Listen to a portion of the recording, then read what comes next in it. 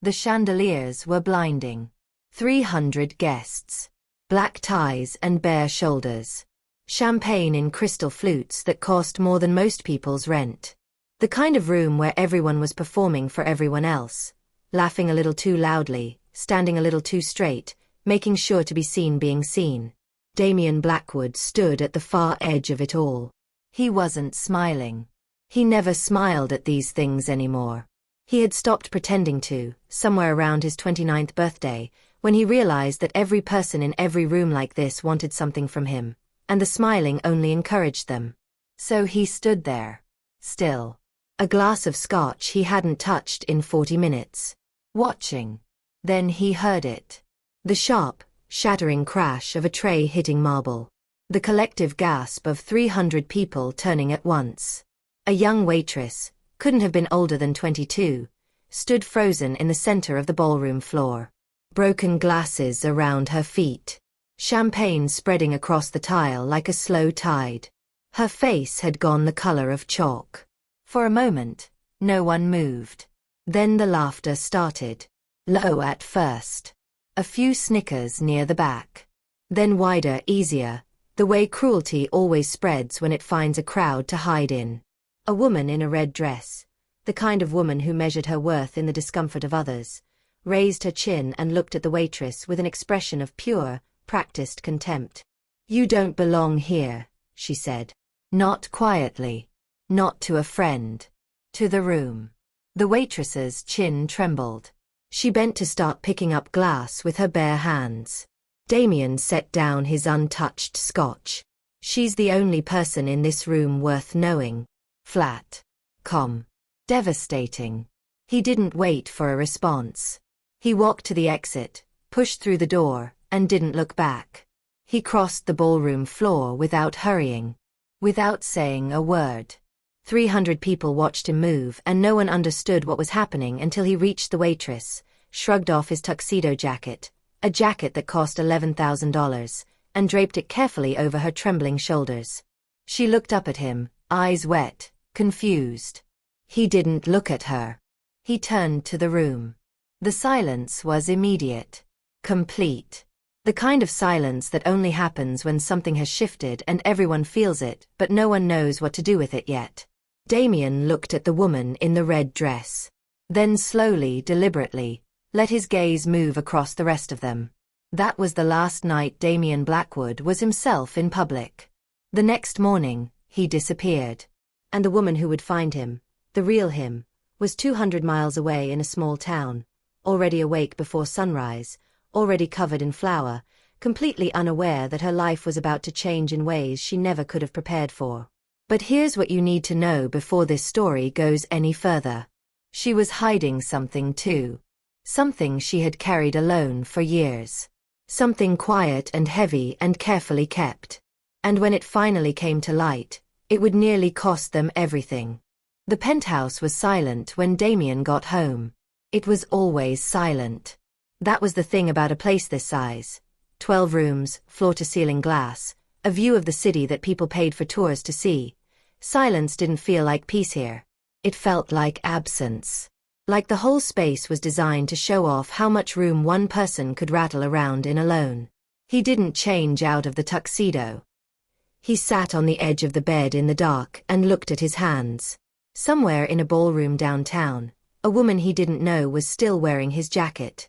He hoped she kept it. 3 years. That was how long he had been trying.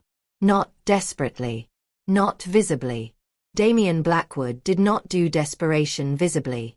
But quietly, carefully, with the same methodical attention he brought to everything. He had tried to find something real. Her name had been Natalie.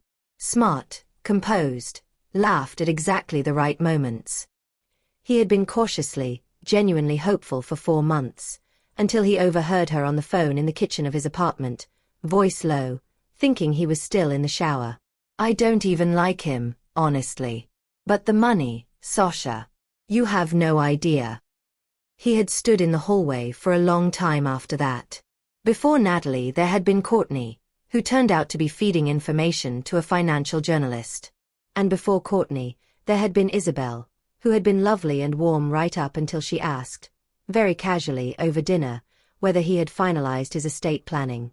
He was 28 years old. His father had told him this would happen. Not with sympathy. With instruction. Love is a luxury men like us can't afford, Damien. You don't find a partner. You make a strategic alliance. Find someone suitable. Someone from the right family. Stop chasing something that doesn't exist for people in our position. He had said this at a dinner table in a house with 14 bedrooms. His mother had not been present at the dinner. His mother was never present at the dinner. She had her own calendar, her own set of obligations, her own separate life that occasionally intersected with her husband's at public events where they stood together and smiled for photographs. Damien had looked at his father across that table and thought, I would rather be alone forever than end up here. That thought had kept him going for a long time. But somewhere between Isabel and Natalie and the woman in the red dress sneering at a waitress in front of 300 people, somewhere in all of that, the thought had started to feel less like determination and more like a verdict. He made the decision somewhere around 3 a.m. Not impulsively. Damien didn't do impulsive. He sat with it for 2 hours, turned it over, examined it from every angle. And when he was satisfied that it was the only option left that made any sense, he committed to it completely. He would disappear. 6 months. A different name. A different life. He would go somewhere no one knew the Blackwood name, somewhere the money was invisible, and he would find out, once and for all, whether there was a version of his life that could include something genuine. If there wasn't, he would come back. Take his seat at the board table. Make the strategic alliance his father had always prescribed. But he had to try first. He packed one duffel bag, left his phone on the kitchen counter, his real phone, and activated a clean replacement he'd had prepared weeks ago, as if some part of him had known this was coming. Withdrew cash from a private account his accountant didn't monitor. Signed a title transfer on a second-hand pickup truck he'd purchased quietly through a third party. Dark blue. Dented left rear panel. 190,000 miles on the odometer. He drove it out of the city at dawn and didn't look back at the skyline. His destination was a town called Millhaven. Population 4,200. He had chosen it from a list for reasons that were almost embarrassingly simple. Small enough that wealth would be conspicuous. Far enough that no one would recognize his face. Stable enough that he could find work without attracting attention. He would introduce himself as Daniel Blake. A handyman between jobs. Passing through and looking to stay a while. He had planned for every variable. Cross-referenced the town's demographics, its economy, its distance from any major media market where his face might be recognized. He had planned for everything. What he hadn't planned for was her. The alarm went off at 5 a.m. Clara Bennett was already half awake. She turned it off before the second beep, she always did, and lay still for exactly 30 seconds in the grey pre-dawn quiet. Not because she needed the rest. Just because her mother had once told her that the first 30 seconds of the day belonged to you alone, before the world remembered you existed. Then she got up. The Bennett Bakery had been on the corner of Hale and 2nd Street for 22 years. It had been her mother's dream first, a small, stubborn, fiercely beloved dream that Margaret Bennett had nursed from a home kitchen and a weekend farmer's market stall into an actual place, with a red-painted door and hand-lettered windows and a regular clientele who would have been genuinely bereaved if it ever closed. Clara had been running it alone for 3 years. The kitchen smelled like cardamom and warm butter before 6 a.m., the way it always had, the way she suspected it always would. The old oven ran 10 degrees hotter than its dial claimed, and Clara had long since stopped correcting for it. She just knew. Like she knew the second proofing shelf wobbled and had to be steadied with a folded receipt, and that the back door swelled in the rain and needed to be pulled hard at the handle before the lock would catch. She knew this building the way you know a person. Every flaw, every habit, every small unreliable thing, and loved it precisely as it was. Above the register, in a small wooden frame with a slightly warped corner, there was a photograph. Her mother behind this same counter, maybe 15 years ago. younger than Clara was now, flour-dusted, laughing at something off camera, completely unposed. Clara looked at it every morning. Some days it made her feel steady. Some days it made the ache so sharp she had to turn away and get back to work before it could take hold. By 7:30 she had 2 employees, which was 2 more than she could comfortably afford.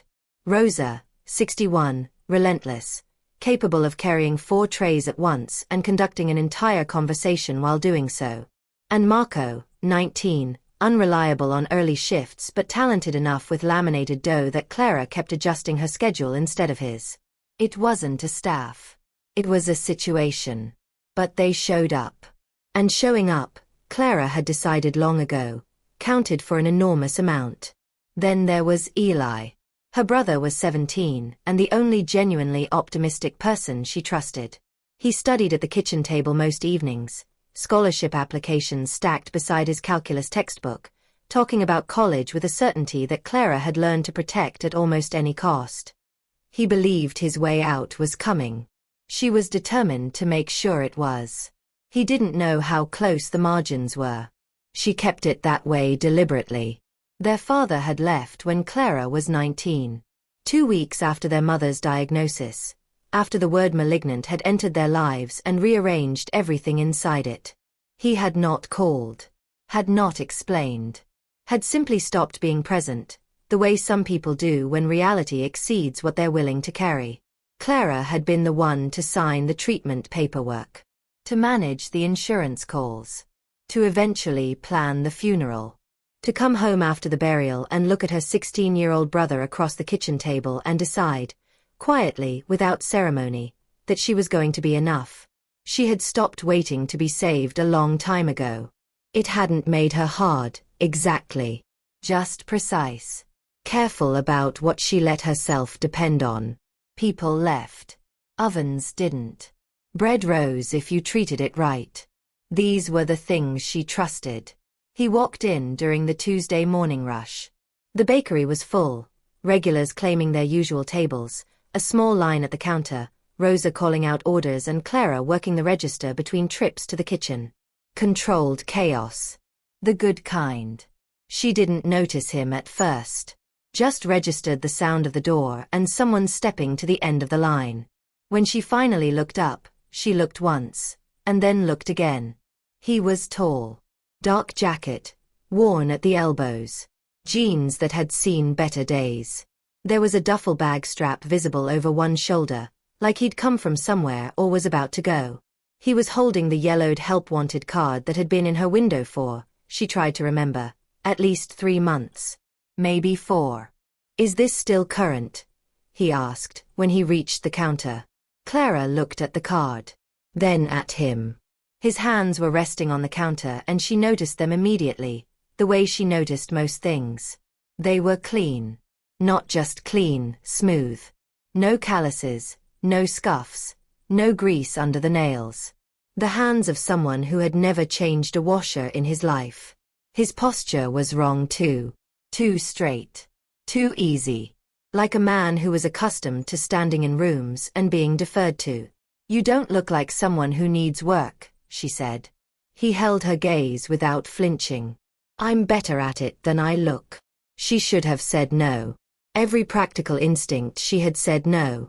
But Rosa had just given her notice, effective end of month, and the boiler in the back hallway had been making a sound she didn't trust and couldn't afford to investigate, and the delivery van needed someone to run the Wednesday hospital route and Marco had already said he couldn't do Wednesdays because of something involving a cousin that Clara had stopped trying to follow. The job is part-time. Handyman work, some deliveries. The pay is not impressive. That's fine, he said. I can't have someone who disappears after 2 weeks. I'm not going anywhere. She looked at him for a long moment. The kind of look that she'd developed over years of dealing with people who said one thing and meant another. He didn't look away. What's your name? Daniel, he said. Daniel Blake. She handed him a form across the counter. Fill that out. Come back Thursday at 7. He nodded. Then he looked at the pastry display. Can I get one of those? And pointed to a plain butter croissant. Clara reached for it, boxed it, quoted him the price. He put a 10 on the counter. Without being asked, without a word, she counted out the full change and laid it in front of him. He went still for just a second. Then he picked up the coins, the box, and walked toward the door. She watched him go because something about the way he'd paused over those coins nagged at her. Like she'd surprised him. Like it was something he hadn't expected. She filed it away and turned back to the line. He didn't know it yet, standing on the sidewalk outside her bakery with a box of pastry and 40 cents in his palm. But he had spent his entire adult life surrounded by people who found ways to take things from him. Small things, large things, pieces of attention and loyalty and access. People who calculated, people who performed, people who leaned toward him in rooms like flowers turning toward a light that happened to be made of money. And this woman, this completely unremarkable Tuesday morning woman with flour on her sleeve and a very short patience for nonsense, had just handed him back his exact change without being asked. Without a second thought. Like it was the only possible thing to do. He didn't know what to do with that. For the first time in longer than he could accurately remember, he smiled. Not a performance. Just a smile. The shelf lasted 4 hours. Damien had installed it himself, measured twice, he was almost certain he had measured twice, and it had looked level when he stepped back to check it. Looked level when Clara walked by and glanced at it without comment. Looked level right up until 2 p.m., when it tilted slowly, inevitably, and deposited an entire row of ceramic canisters onto the kitchen counter with a sound like a small avalanche. Nothing broke. That was the only mercy. Clara appeared in the kitchen doorway. Looked at the shelf. Looked at him. He waited for her to say something. She didn't. She just looked at him with an expression that was not quite amusement and not quite disapproval. Something precise and unreadable that he suspected she had developed over years of managing situations that didn't quite go as planned. Then she turned around and walked back to the front counter. He reinstalled the shelf. Used a level this time, an actual level, borrowed from the hardware store 2 blocks down that he'd had to ask directions to find. It held. She didn't mention either version. But she didn't let him go at the end of the week either. Just handed him a revised list of tasks for Thursday, back hallway light fixture, delivery run Wednesday, boiler needs a look, and went back to what she was doing. Something about his embarrassment had been too unperformed to dismiss. She had been lied to smoothly before. Whatever Daniel Blake was, he wasn't smooth. The second week, she arrived at 5:15 to find the front steps already swept. He was around the side of the building, checking the downspout that had been pulling loose from the bracket, hands dirty, jacket off despite the cold. He looked up when she came around the corner and gave her the kind of nod that said he wasn't trying to make anything of it. She didn't make anything of it. She unlocked the door and started the ovens. He came in 20 minutes later and she handed him coffee without being asked.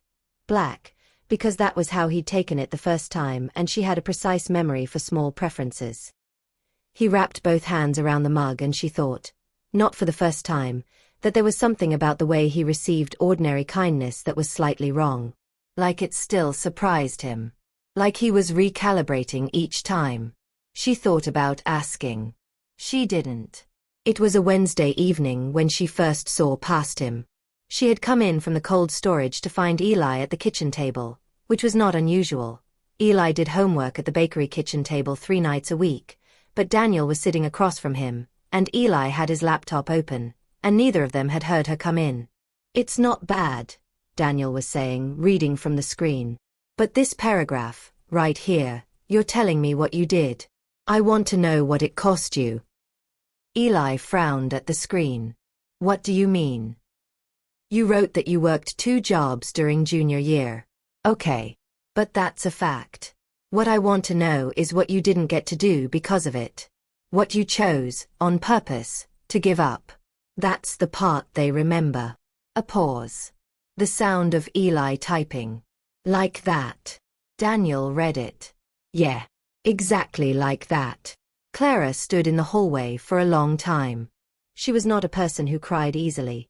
She had trained herself out of it somewhere around the second year of running the bakery alone, but there was a tightening in her throat that she recognized as something close to it. Not sadness. Something else. The particular ache of watching someone be kind to a person you love, without an audience, without any reason to perform it. She went back to the cold storage and waited a few minutes before coming out again. When she did, Daniel was in the back hallway fixing the light fixture, and Eli was still typing, and neither of them mentioned it. She didn't either. But she thought about it for the rest of the evening. The storm came on a Friday. It arrived fast and mean. The kind of storm that makes the news not for being dramatic but for being inconvenient, the kind that reveals every small structural compromise a building has been quietly ignoring. Clara had known the roof had a soft spot above the prep area. She had been meaning to deal with it since April. The ceiling started dripping at 8 p.m. By 9, she had moved all the dry goods to the far side of the kitchen and was catching water in a line of stock pots and mixing bowls. And Daniel was up on a step stool in the prep area pressing a temporary patch that he said would hold until morning if the rain slowed. It didn't slow. He stayed. They worked without much conversation because there wasn't much to say. She knew her kitchen, he followed her lead, and the work was just work. Move this. Hold that. Find something flat and waterproof. There should be a roll of plastic sheeting in the supply closet, third shelf. At some point the rain started to ease. At some point after that they were both sitting on the kitchen floor with their backs against the prep counter, surrounded by pots of captured rainwater, drinking the last of the after-hours coffee from paper cups. It was nearly 2 a.m. The silence between them had changed. She couldn't have said exactly when. Somewhere around midnight, somewhere between the third stock pot and the second cup of coffee, it had stopped being the silence of two people who didn't know each other very well and become something else. The kind of silence that only happens when the need to perform has run out. She looked at the ceiling. He looked at the ceiling. "Where are you from?" she asked. Not urgently. Just a question that had been sitting quietly in the room for weeks. A beat. "Somewhere I needed to leave," he said. She nodded slowly. Didn't push.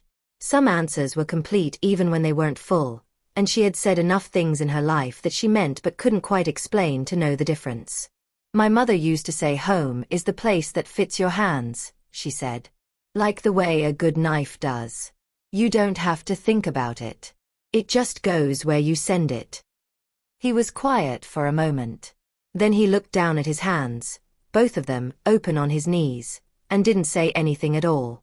She watched him look at them. She didn't ask what he was thinking. The latch on the back door had been unreliable for 2 weeks. He fixed it on a Tuesday afternoon. New hardware. A 15-minute job he took his time with anyway. "Try it," he said, stepping back. She came around him to test the handle, reaching past his shoulder to pull it, checking the catch. They were close. Closer than they'd been, 6 inches maybe, the ordinary closeness of two people in a narrow doorway. And she was aware of it in the way you become aware of something only at the moment it's about to change. She tested the latch. It held. She stepped back. He let her. Didn't move toward her, didn't say anything, didn't make it a moment that needed to be addressed or explained or apologized for. She appreciated that more than she could have said. It happened twice in the same week. She wouldn't have noticed it once, but twice lodged in her memory. A phone, not the one he used for calls about deliveries and scheduling, a different one, darker case, kept in his inside jacket pocket, buzzed against his chest while he was helping her restock the display case. He reached in immediately and silenced it. Didn't look at it. Didn't step away to check it. Just silenced it, and kept restocking. 2 days later, same phone. Same jacket pocket. Same immediate, practiced silence. The reflex of someone who had decided not to be reachable and was working hard to maintain that decision. Clara watched both times from the corner of her eye. She filed it away without comment. She was good at that. Good at collecting small observations and keeping them in a quiet room inside her head where they couldn't do anything yet. He was hiding something. She didn't know what. She didn't know how large. She only knew, with the same certainty she brought to everything she trusted herself about, that whatever it was, he was carrying it deliberately. Not carelessly. Not the way liars carried things. More like the way a person carries a wound they have decided not to show anyone until they figure out what to do with it. She had done that herself. 4 years. She understood it. That was the problem. She had promised herself a long time ago, after her father, after a few other smaller disappointments in the years that followed, that she would never let herself soften towards someone she knew was hiding something. And Daniel Blake was definitely hiding something. The problem was, somewhere between the croissant and the rain and the 2 hours at the kitchen table with Eli, somewhere in the quiet, accumulating weight of all these ordinary days, she was starting to not care. The letter arrived on a Thursday. Certified mail. Clara signed for it without much thought. She signed for deliveries all the time, and set it on the counter while she finished serving a customer. Then she opened it with a bread knife because she couldn't find the letter opener and she didn't have the patience to look. She read it standing up. Then she read it again, more slowly, the way you reread something that doesn't make sense the first time and still doesn't make sense the second. Redwood Capital Group. Acquisition of commercial properties. Hale and 2nd Street Corridor. Formal offer enclosed. The number on the offer was above market. Notably above market. The kind of number designed to feel like generosity so that whoever received it would feel foolish for refusing. She folded the letter and put it in the drawer under the register where she kept things that required her to be calm before she dealt with them. Then she pulled it back out, looked at the number one more time, and put it back. She told Daniel that afternoon while he was repainting the storage room, not because she had decided to tell him, but because he was there and Rosa wasn't and Eli was at school and the information had been sitting inside her chest since morning like something with weight. She told him the company name. The offer. The implication that if she didn't sell willingly, they would keep coming until she did. He had his back to her, roller in hand. At the name, Redwood Capital, he went still. Not dramatically. Just a small, brief stillness that she might not have caught if she hadn't spent 7 weeks learning the particular vocabulary of how he moved. "You okay?" she said. He turned around. "Yeah. Sorry. Are you going to take it?" "No." No hesitation. No asterisk. "My mother built this place. Eli grew up in this kitchen. There is no number on a piece of paper that changes that." He nodded. He looked at her for a moment with an expression she couldn't read, something that sat somewhere between admiration and something heavier, something that had the texture of guilt, and then he turned back to the wall. She left him to it. He sat in his truck in the parking lot behind the bakery for 20 minutes. Redwood Capital Group. He knew that name. He had seen it in board documents, a real estate subsidiary, quietly expanded over the last 2 years under Marcus's oversight while Damien had been occupied with the core business. He hadn't paid close attention. He was paying attention now. He pulled out the clean phone, not the one he used for Millhaven, the other one, the one with the real contacts, and made one call. His assistant picked up on the second ring, voice careful and unsurprised, the way people who work for very private men learn to answer unexpected calls.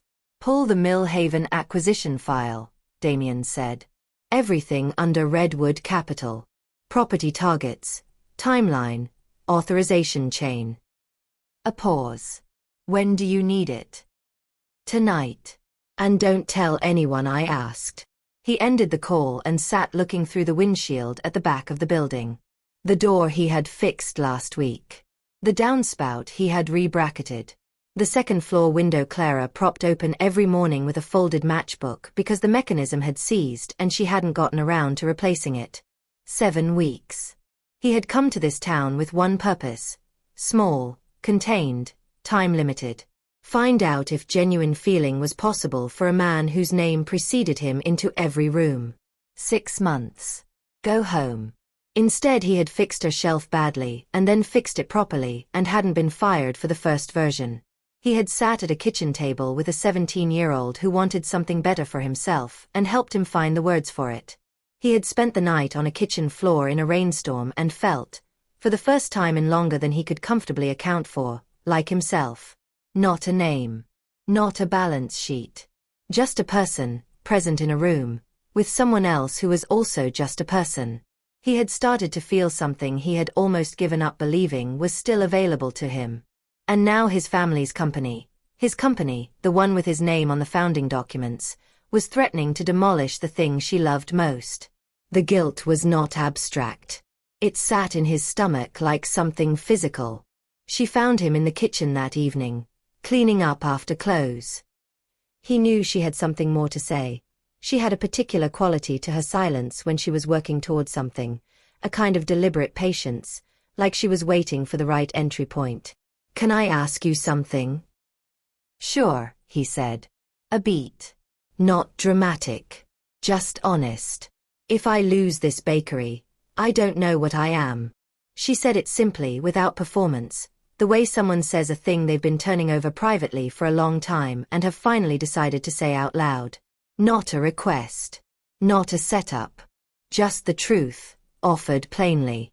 He set down what he was holding. "I'll fix it." The thought arrived fully formed. "I can fix it. I can make one call and this acquisition disappears and she never receives another letter, and I can do it tonight from the parking lot and she will never know." He said none of it. Because she would ask how. And then he would have to tell her. And he wasn't ready, she wasn't ready. And whatever was building between them was too new and too careful and too real to survive that conversation yet. So he said the only true thing he could say that wasn't a lie. "You're more than this building." She looked at him for a moment. "That's easy to say when you're not the one who might lose it." He had no answer for that. She turned back to the sink. He stood there with the weight of everything he wasn't saying pressing down on him from all sides and did what he had been doing for 7 weeks. He stayed. He helped close up. He walked her to her car. He drove back to his rented room and lay on the bed staring at the ceiling, fully dressed, waiting for his assistant's message. It arrived at 11:47 p.m. He read the file on the small screen of his clean phone. Acquisition targets. Timeline. Estimated completion date. And at the bottom of the authorization chain, the signature he had been both expecting and dreading. He set the phone on his chest and closed his eyes.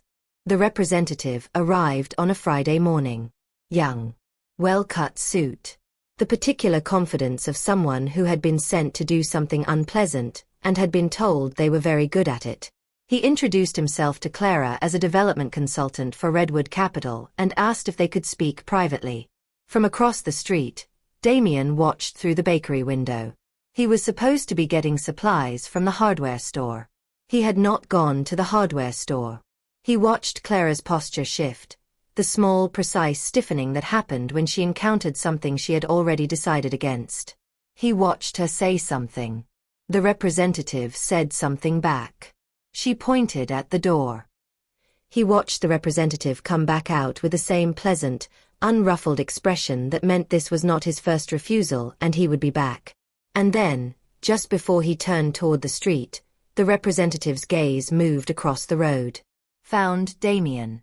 Squinted.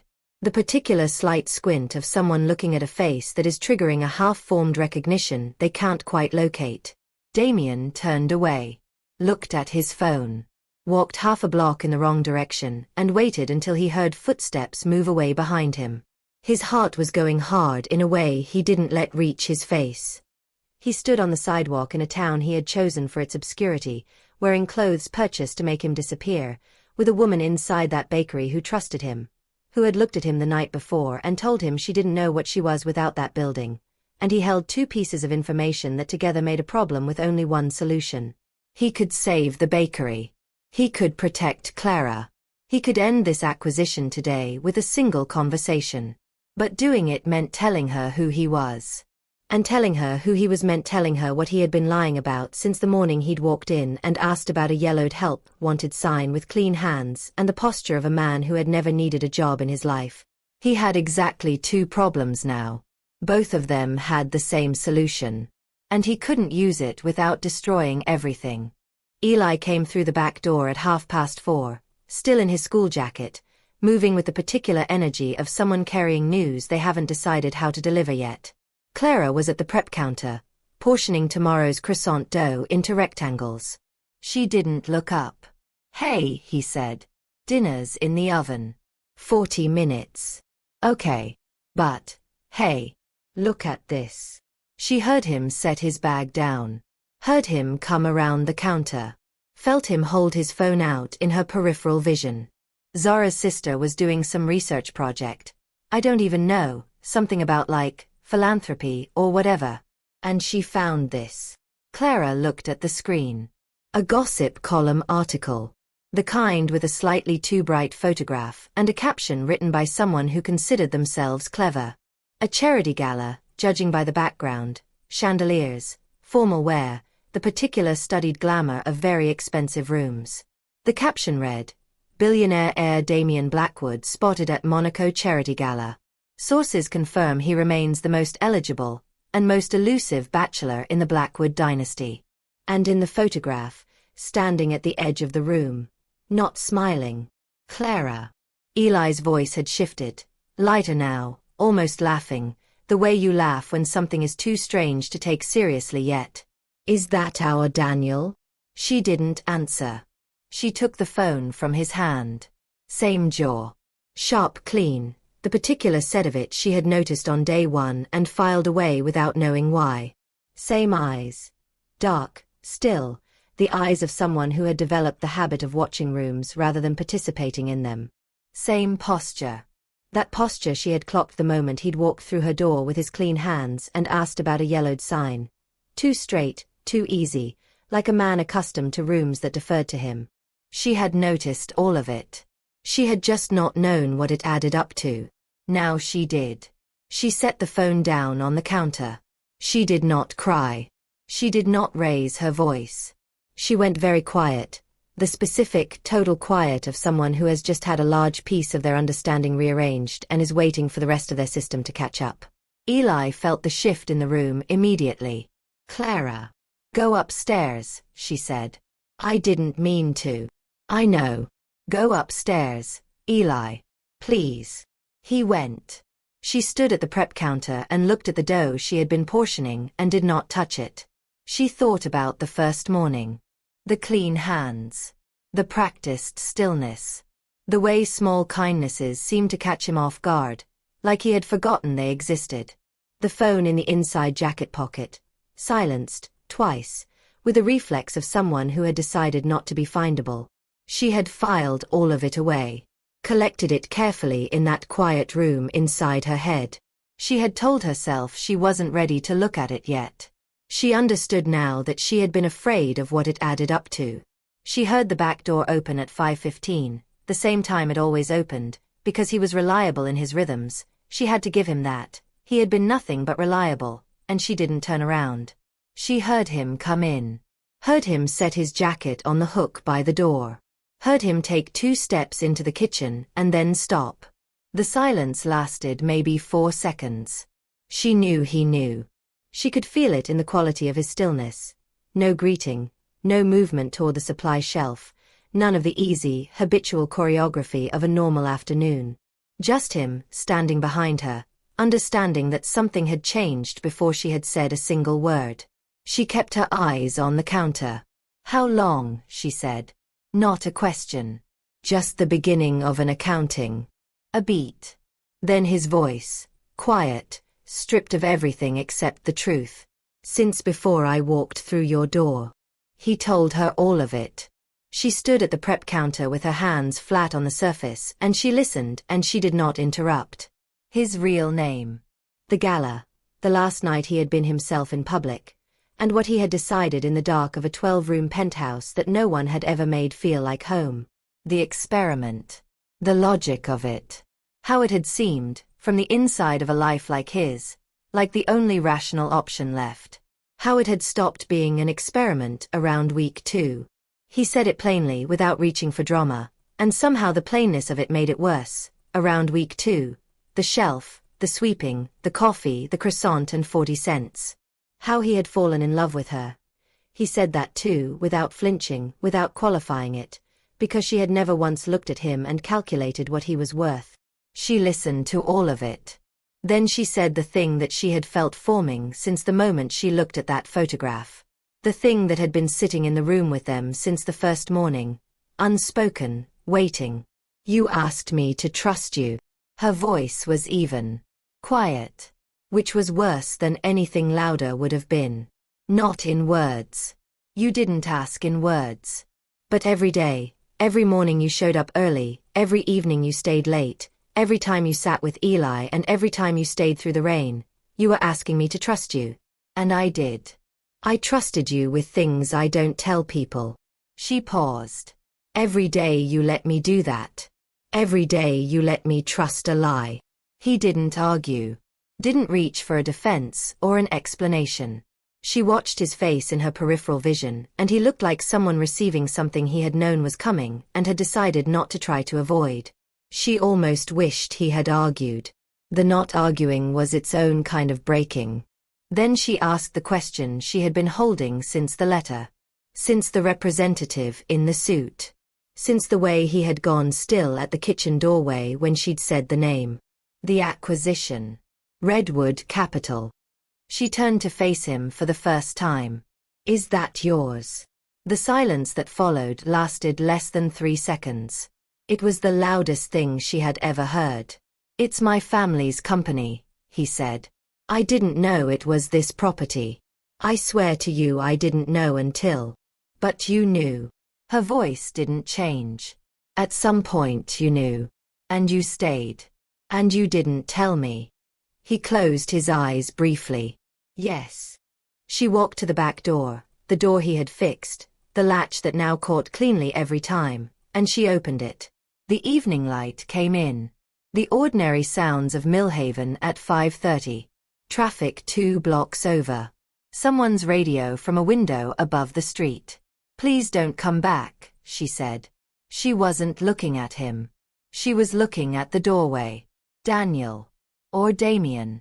Whoever you are, please don't come back. He picked up his jacket from the hook. He paused at the door. She could feel him pause. She didn't know if he was going to say something, some final thing, some version of I'm sorry or please or let me fix this, and she braced for it. He didn't. He walked out. The latch caught cleanly behind him. Exactly as it was supposed to. She stood in the empty kitchen for a long time. The dough on the counter needed to go into the cold proofer. The oven timer would go off in 20 minutes for Eli's dinner. There were prep tasks she hadn't finished. She stood there anyway. Just for a little while. He had come to this town to find someone who would love him without his money. He had found her. And then he had lost her. Not because of his money. Because of his lies. That was the part he would carry for a long time afterward. Not the exposure. Not the ending. The specific cruelty of having built something real, piece by piece, ordinary day by ordinary day, and having built it on a foundation that was never going to hold. He had spent so long afraid of being loved for the wrong reasons. He had not spent enough time asking whether he deserved to be trusted at all. 3 days. The bakery opened at 6 every morning and closed at 6 every evening, and in between those hours it ran. Orders taken, bread baked, deliveries made, and if anyone noticed that Clara was quieter than usual, they had the good sense not to say so. She worked doubles. She didn't take the chair in the back office she sometimes sat in between rushes.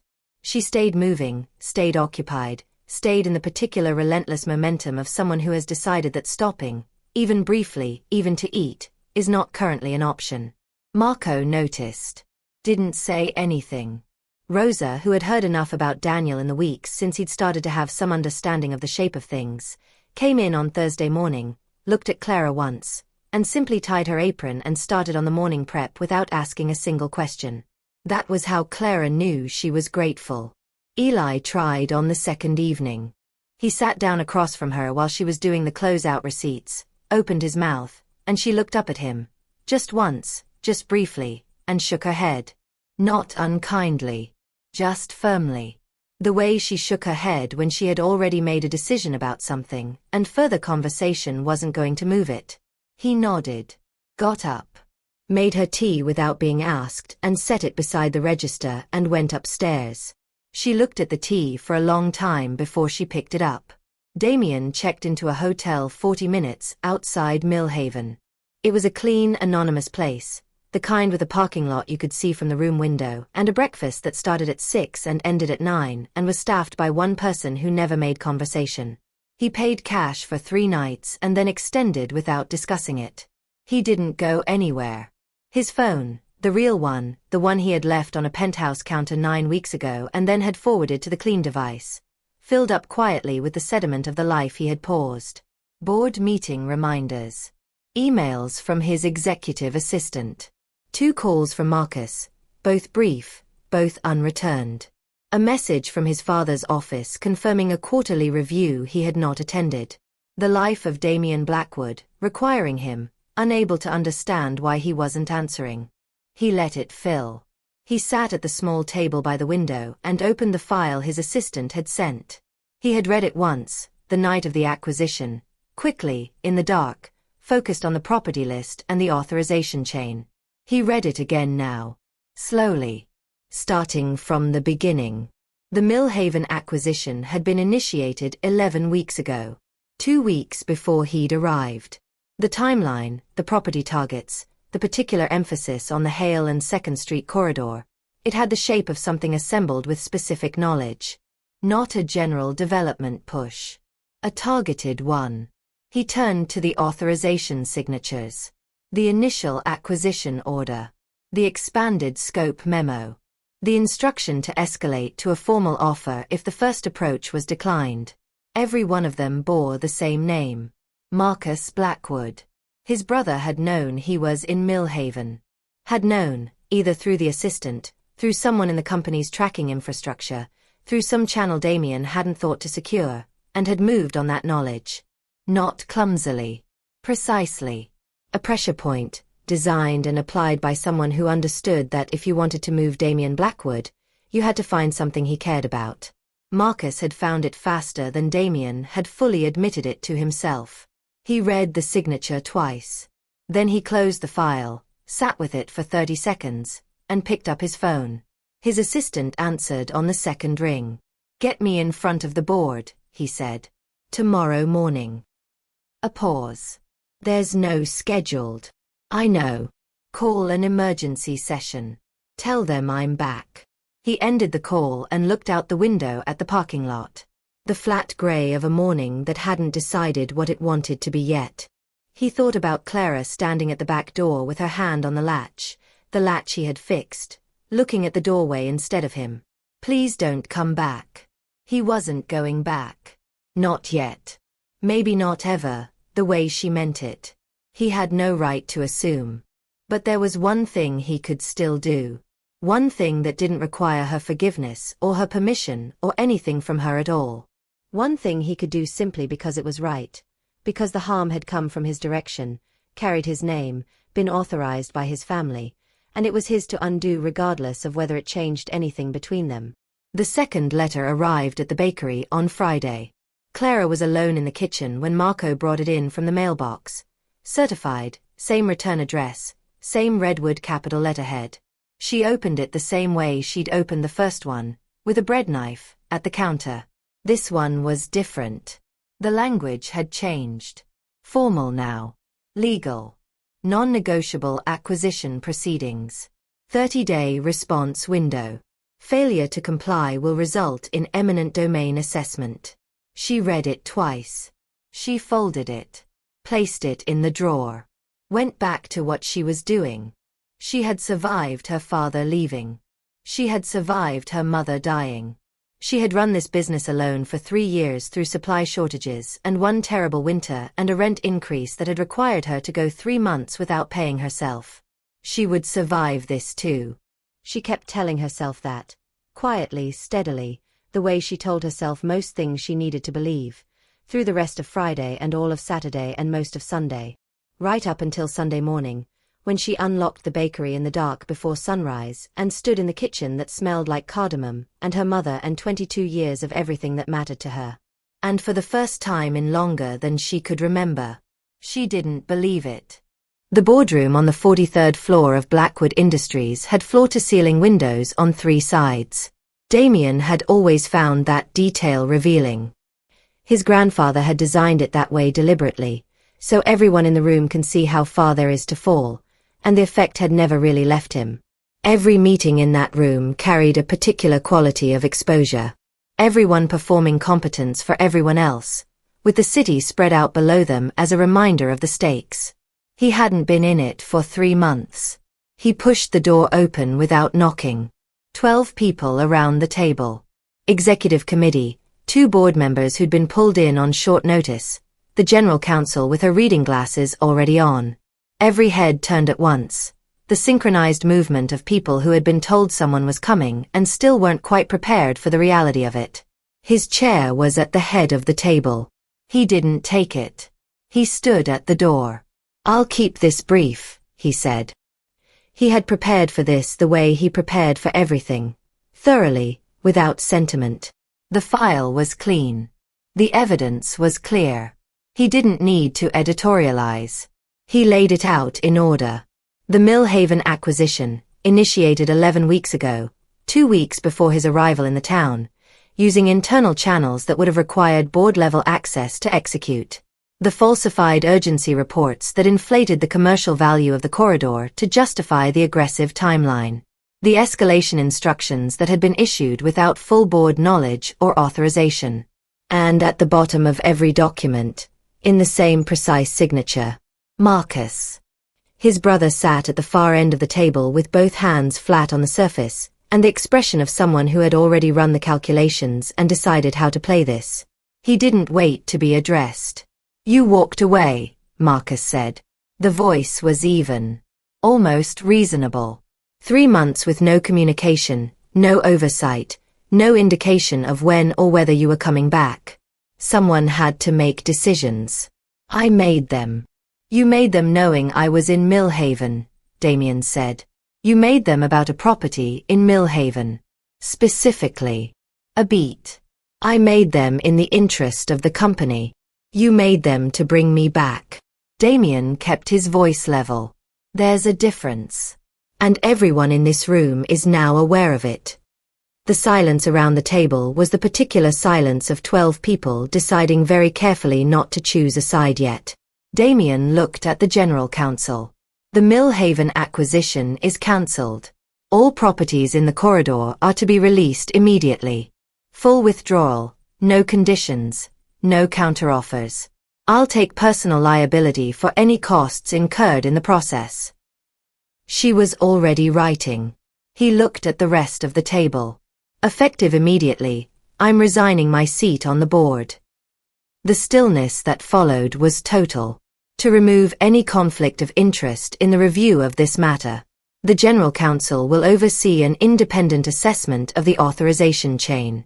Whatever that process requires, my full cooperation. Marcus leaned forward. "You're walking away from the chairmanship. You understand what that means. The restructuring alone." "I understand exactly what it means." He picked up the folder from the table. He hadn't sat down once. "I was raised for this room," he said. Not bitterly. Just as a fact, offered to no one in particular. "I spent 20 years preparing for this chair. And I spent the last 3 months learning that the preparing was the whole of it, that I had gotten so focused on what I was supposed to inherit that I had completely lost track of who I actually was." He looked at Marcus for a long moment. "You didn't need to do this. I would have come back." He walked to the door. "I'm just not staying." He drove back to Millhaven. Not to the bakery. He didn't have the right to walk back through that door. Not yet, possibly not ever in the way he wanted, and he had decided somewhere on the highway that he was not going to make her manage his need for resolution. That was not something she owed him. He texted Eli from the parking lot of the diner 2 blocks from the school. "Can you meet me? Not about your sister. About you." Eli came 20 minutes later, backpack on, expression carefully neutral in the way of someone trying not to show that they had opinions about the situation and were not sure they were entitled to them. They sat in the truck. Damien handed him an envelope. "This is from a private foundation," he said. "Independent of my family's company. It's a full scholarship, your first choice school, 4 years, all costs covered. It's confirmed and it's locked. It cannot be reversed." Eli stared at the envelope. I didn't apply to any. Your application materials were exceptional, Damien said. Your essays especially. A beat. The foundation was paying attention. Eli looked at him. This is you. The foundation is independent. This is you. Damien didn't answer that. This isn't for her, he said instead. I want to be clear about that. This is for you. You earned it before I ever walked into that bakery, and you'll have it regardless of anything else. It has nothing to do with her and nothing to do with me. It's yours. Eli was quiet for a long moment, holding the envelope with both hands. Are you going to fix this? He said. With Clara. Damien looked out the windshield. I don't know if it can be fixed. That's her decision, not mine. But she deserved to know the truth about the building, that it's gone, that it's done, that nobody is coming for it again. She deserved to know that regardless. And the rest is up to her. Eli nodded slowly. Then, she doesn't sleep well. In case that's useful information. Damien looked at him. Eli shrugged, pocketed the envelope, and got out of the truck. He sat in the parking lot for another hour. Then he drove to a gas station and bought a notepad, the cheap kind, spiral-bound, the kind you'd find in any corner store in any small town, and a pen that worked on the third try. He sat in the driver's seat and he wrote. 2 pages. He didn't draft it first. He didn't edit it. He wrote it the way he would have said it if he'd had the courage to say it with her in the room. Which he didn't, which was precisely the problem, which was itself something he put in the letter. He wrote about the gala, the penthouse, the decision made at 3 a.m. that had felt like logic and turned out to be something closer to hope. He wrote about the shelf, and what it felt like to be genuinely embarrassed in front of someone for the first time in years. He wrote about the rain and the kitchen floor and the 30 seconds before she'd stepped back from the doorway. He wrote, I was not pretending to care about you. I was pretending about everything else. I need you to know the difference. Not because it changes what I did, but because you deserve the accurate version of the truth. He wrote, the building is safe. That's done. That has nothing to do with the rest of this. He wrote, I'm not asking for anything. I just needed you to have the real version. He folded it twice. Wrote her name on the outside. Not Clara Bennett. Just Clara. He drove to the bakery at closing time and sat outside until the lights went off and he knew Eli was home. He knocked. Eli opened the door.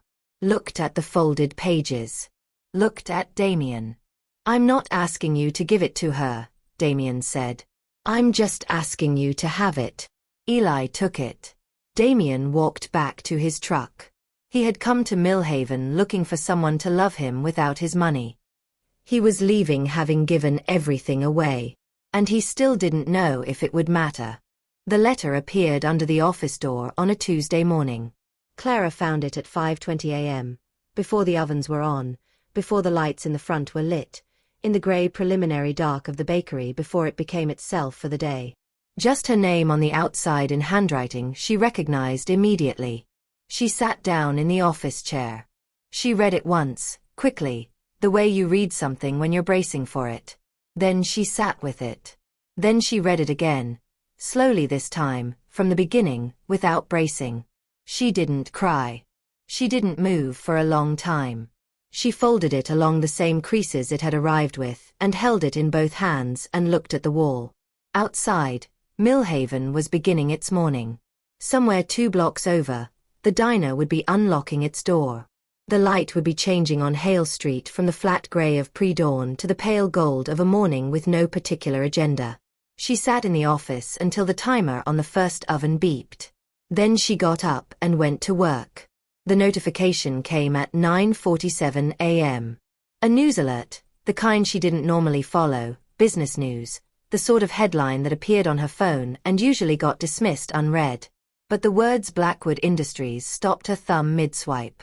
Blackwood Industries withdraws Millhaven acquisition. All properties in Hale Second Corridor released. Company cites internal review findings. No further comment. She read it twice. Then she looked at the folded letter on the edge of the counter where she'd placed it when she came out of the office. She picked up her keys. The hotel was 40 minutes out of town. She drove it without music, without the radio, with only the road and the particular quality of her own thinking for company. The woman at the front desk looked up his name. Checked. Looked apologetic in the way of someone delivering information they can tell is not what the person in front of them wanted. He checked out yesterday morning. Clara stood at the desk for a moment. "Thank you," she said. She drove back to Millhaven. Opened the bakery for the afternoon. Worked the rest of the day. Closed at 6, locked the register, cleaned the counter, turned off the display lights, sent Marco home. She came out the back door at 6:43. He was sitting on the step. Same worn jacket. The one with the fraying right cuff she had noticed in week 1. Same old truck parked at the curb with the dented rear panel and the cracked side mirror he had never gotten around to fixing. He had not dressed up. He had not arranged himself. He was just sitting there the way a person sits when they have decided to be somewhere and are prepared for whatever comes next, good or otherwise. He looked up when the door opened. Neither of them said anything for a moment. "I wasn't sure if I should come," he said. She looked at him. "You shouldn't have left," she said. A beat. Small. Careful. "Which time?" She held his gaze. "Either time." They stayed outside. The evening was mild enough, that particular early autumn mild where the air has cooled but hasn't committed to cold yet, where you can sit on a back step without a reason and it doesn't feel like a strange thing to do. She told him what had actually broken her. Not the money, she needed him to understand that, and she said it plainly. The money was just a fact, uncomfortable and large, but a fact she could have found her footing around eventually. What broke her was the asymmetry. "I was completely real with you," she said. "From the beginning. I told you about my mother. I let you sit with Eli. I told you what this building meant. I was the only person in that relationship who was fully there." He didn't look away. "I know. That's the part one don't know how to get past. Not who you are. How present I was, and how absent you were at the same time." He was quiet for a moment. "You were the first real thing that had happened to me in years," he said. "That's not an excuse. I know it's not. But I need you to know that every part of me that was actually there, was actually there. The rest was fear. Bad, cowardly, inexcusable fear. But fear, not performance."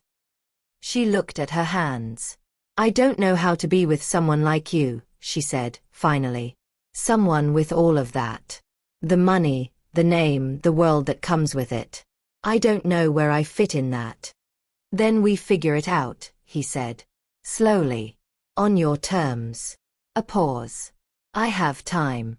I handed in my resignation this week. I'm currently unemployed, which I realize is absurd given the circumstances, but it is technically true." Something moved across her face. Not quite a smile. Close to one. "You resigned. From the board." "Yes. Because of me. Because it was the right thing to do. You were the reason I could see that clearly. There's a difference." She was quiet for a long moment. Then she said, "The letter was good. I wrote it in a gas station parking lot on a notepad that cost $1.20. I know. I could tell." This time it was almost a smile. It was still good. He reached into his jacket pocket. Not dramatically. Just the way a person reaches for something they've been carrying and have finally decided the moment is right for. A ring. Simple. A thin silver band with a small inset stone, the kind of piece you find on a blanket at a weekend market. Handmade, imperfect, the sort of thing that costs $40 and looks like it means something because it does. She looked at it. "I bought this 8 weeks ago," he said. "From the vendor on the corner of the Saturday market. The one who sells earrings out of a wooden case." She knew exactly which vendor. "I bought it on a Saturday morning and then drove around for an hour because I didn't know what I'd just done or what it meant. I wasn't ready to say what it meant." He looked at it, not at her. I kept it because I couldn't think of a good reason to put it back. She looked at the ring in his palm. I'm not sure what that says about you, she said. It says I'm reckless, he said. And probably not as logical as I've always believed. A pause. Yes, she said. He looked up. Both of those things are definitely true, she said. Yes. He understood. He slid the ring onto her finger. It fit almost exactly right, slightly loose, the way a thing is when it was chosen by instinct rather than measurement. She looked at it on her hand for a moment. Then she looked at him. If you install one more crooked shelf in my bakery, she said, I'm returning this. He laughed. Real, unguarded, the kind of laugh that comes out before you can make it presentable. She hadn't heard him laugh like that before. She decided she wanted to hear it again. He came to this town to find love without his name. What he found was better. Someone who chose him knowing exactly who he was. All of it, held at once. The lie and the money and the man underneath both. The crooked shelf and the rain-soaked kitchen floor and the letter written in a gas station parking lot at the end of the worst week of his life. She knew every version. She chose him anyway. And this time, for the first time in longer than either of them could clearly remember, there was nothing left to hide. 6 months later, the sign above the red-painted door read, Bennett and Blake. He had suggested keeping Bennett alone. She had said that was sentimental and impractical and then added his name herself, the next morning, before he was awake. He found out when he showed up to help with the morning rush and looked up at the door. He didn't say anything. Neither did she. But she watched him look at it, watched something settle in his face, quiet and permanent, the expression of a man who has found the place that fits his hands, and she turned back to the counter and started the day. Eli left for university on a Thursday in September. He packed too much, the way everyone does the first time. Clara made him take half of it back out. He argued. She won. At the door of the bakery before his cab came, he hugged her for a long time. Longer than he usually did, the kind of hug that says the things that feel too large for words. In his wallet, folded small, was a scholarship letter from a private foundation. He had read it so many times the creases had gone soft. On Sunday mornings, the bakery was closed. This was a new rule, Clara's rule, implemented 6 months in, because Daniel had pointed out gently and repeatedly that she hadn't taken a day off in 3 years. And eventually she had decided that the most efficient way to stop the conversation was to prove him wrong. So, Sundays. They were in the kitchen on a Sunday in October, Clara with flour on her apron, working on the new laminated dough she'd been developing for 2 months, which was exactly as good as she'd hoped. Damien beside her, attempting croissants. He had been attempting croissants for 4 months. They remained structurally ambitious and aesthetically troubled. You're overworking the fold, she said, not looking up. I know. So stop. I'm trying. You're really not. He looked at the dough. At his hands. At the croissant that was quietly collapsing on the left side in a way that felt personal. She reached over without looking and adjusted his hands, one small, practiced correction, and went back to her own work. He tried the fold again. This time it held. The hardest thing about finding real love is that it requires you to be real first. Damien Blackwood learned that the hard way. In a small town, in a borrowed life, with clean hands and a crooked shelf and a name that wasn't his own.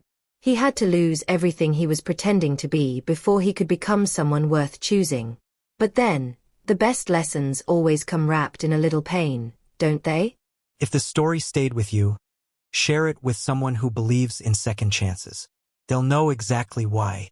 And if you want more stories like this one, stay right here. There's always another beginning, just around the corner.